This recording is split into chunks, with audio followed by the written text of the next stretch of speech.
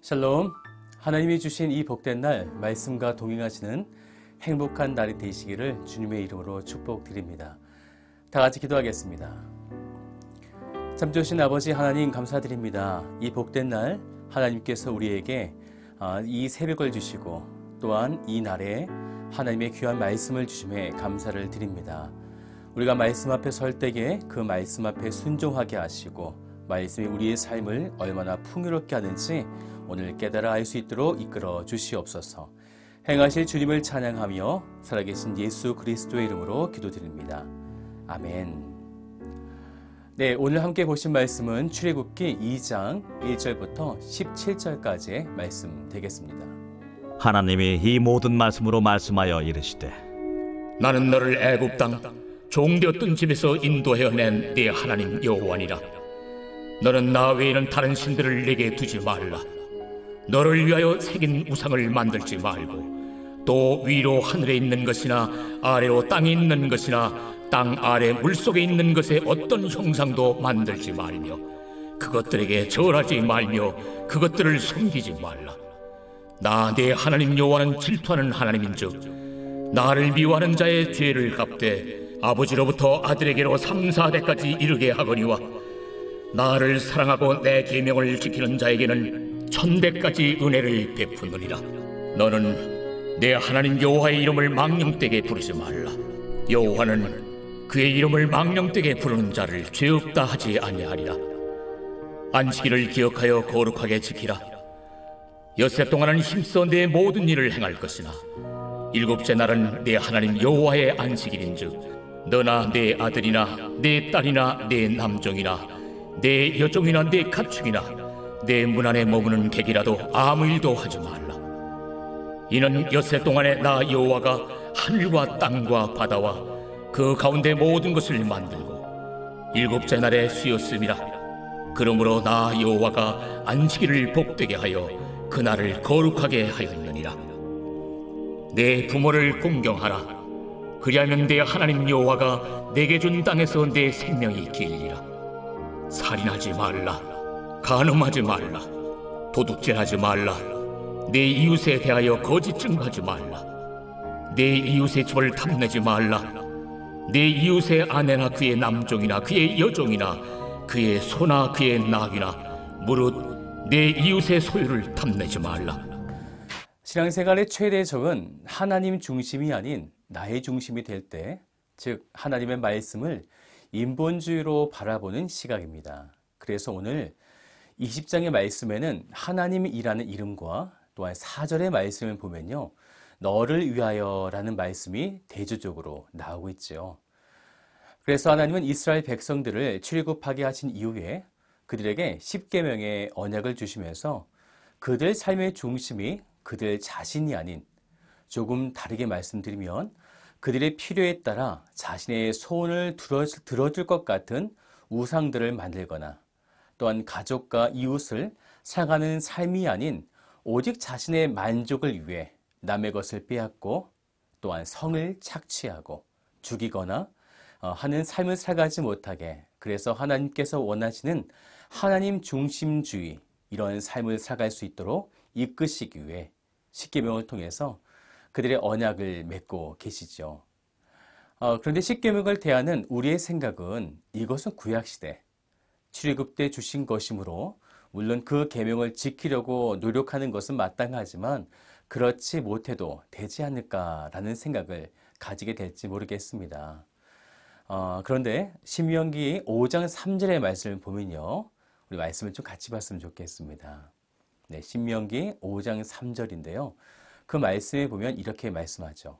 이 언약은 여호와께서 우리 조상들과 세우신 것이 아니요 오늘 여기 살아있는 우리 곧 우리와 세우신 것이라 라고 말씀했어요.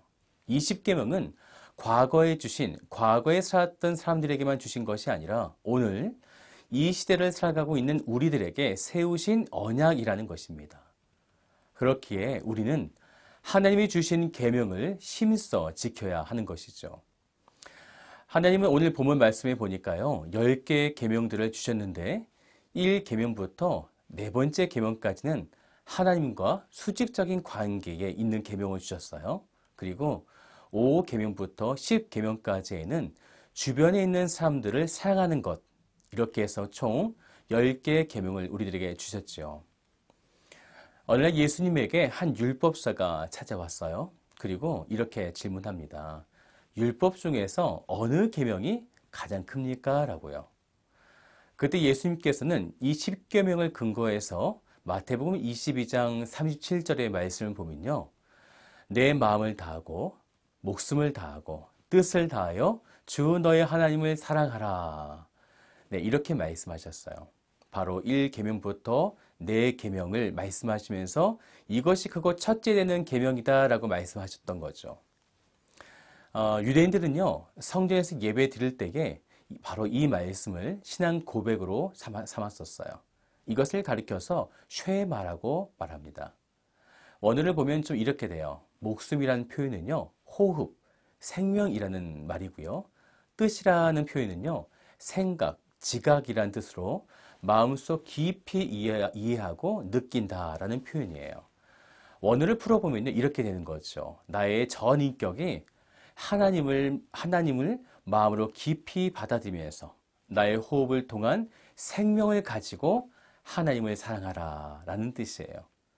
원어의 뜻을 해석하니까 더 어려운 것 같습니다. 네. 그런데 예수님께서는요, 바로 이 계명이 하나님께만 있지 않고 이제는 5번째 계명에서 10번째 계명까지 보여지는 말씀을 계속 이어가시죠. 둘째도 그와 같으니 내 이웃을 내 자신과 같이 사랑하라. 그런데 이 말씀에서 우리가 주목해야 하는 것은요, 그와 같으니 라는 표현이에요.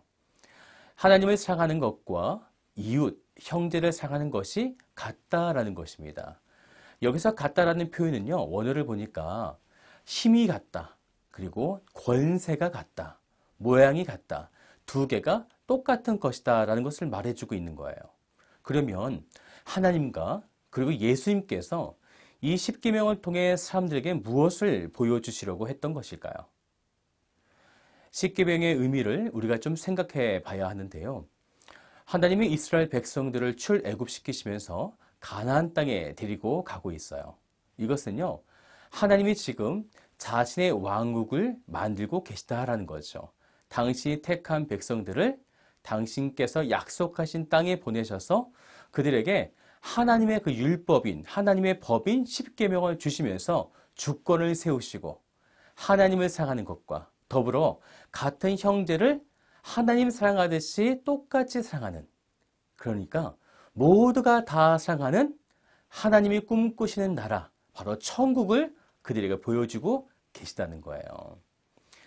모세율법에 주어질 당시에 이웃의 이 범위는요, 자신들의 동족과 또 외국인 중에서 말씀에 순종하는 그런 자에 한정되었었어요. 마찬가지로 예수님 당시에도요, 유대인들에게 이웃은요, 그들의 범위는 자신의 민족과 또한 유대교를 따르는 사람들로 한정되어 있었어요. 그래서 이방인이나 또한 사마리아인들은 이웃이 아니었던 거죠. 그런데 예수님께서 이 이웃의 개념을 바꾸어 주시죠. 예수님은 사마리아인뿐만 아니라 원수까지도 사랑해야 할, 바로 그 모두가 다 이웃이다라고 말씀하셨어요. 그렇기 때문에 이스라엘 백성들이 10계명을 지키게 되면 그들은 놀라운 경험을 하게 되는데, 그것은 비록 광야, 척박한 그 광야 땅 한가운데 있지만 그곳에서 하나님 나라, 하나님을 사랑하고 또한 형제를 사랑하는, 다시 말해 늘 사랑이 가득한 천국을, 하나님 나라를 경험하게 된다라는 것입니다. 그래서 10계명을 대하는 우리의 태도는요, 하나님을 믿기 때문에 그 율법을 억지로 지켜야 한다는 그런 개념이 아니라 10계명을 지킴으로 세상 중심, 나 중심이 아닌 하나님 중심주의 그 삶을 통해서 하나님의 나라를 경험케 하시려는 그분의 사랑으로 이 10계명을 바라봐야 한다라는 것입니다. 그런데 이런 하나님의 마음과 달리 이스라엘 백성들은 10계명, 즉 율법을 점점 지키는 것에 열중만 했다는 것이죠. 하나님을 사랑하지도 않는데 그들은 율법을 지켰어요. 그리고 하나님 나라를 경험하지도 못하고 있는데 그들은 그 율법만을 지켜나가고 있었다라는 거예요.